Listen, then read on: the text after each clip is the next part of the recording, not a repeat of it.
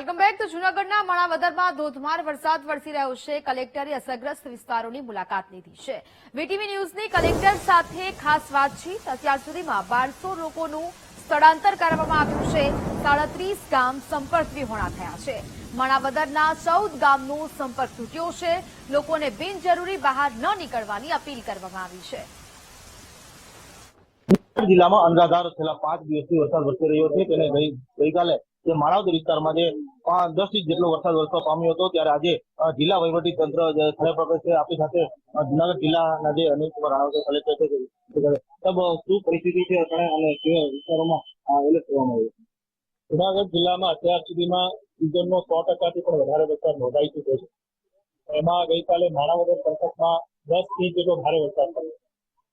એની અસરના ભાગરૂપે માણાવદર સિટી અને આસપાસના ગામડાઓમાં જે અસર પહોંચી હતી, એના કારણે અમે લગભગ સિટી અને ગ્રામ્યમાં થઈને 300 જેટલા લોકોનું શિફ્ટિંગ પણ કર્યું હતું।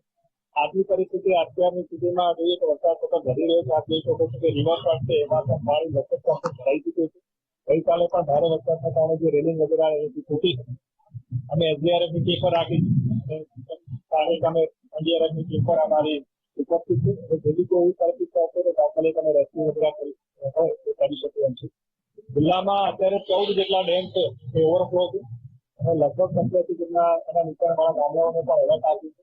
37 જેટલા ગામડા છે જે અત્યારે સંપર્ક વિહોણા છે, પરંતુ એમાં ગામડાઓમાં જે લોકો છે સરપંચ તલાટી સાથેની સંપર્ક છે, ત્યાં કોઈ એવી પરિસ્થિતિ નથી કે લોકોને રેસ્ક્યુ કરવા પડે। આ વરસાદ ઓછો થશે એટલે પાણી ઉતરી જશે, એ ગામડા ફરી પાસે સંપર્કમાં આવી જશે। આપના માધ્યમથી પણ લોકોને ખાસ અપીલ કરું છું કે આજે રેડ એલર્ટ છે અને તંત્ર આપણે અપીલ કરે છે કે બિનજરૂરી આપણે ઘરની બહાર નીકળશો નહીં। કોઈ પણ પરિસ્થિતિ આપણે લાગે કે આપણે રેસ્ક્યુ કરવા પડે તો એવી પરિસ્થિતિમાં થાય અમારે કંટ્રોલ રૂમને સંપર્ક કરશું તો અમારી ટીમ પહોંચીને આપણે કરશે।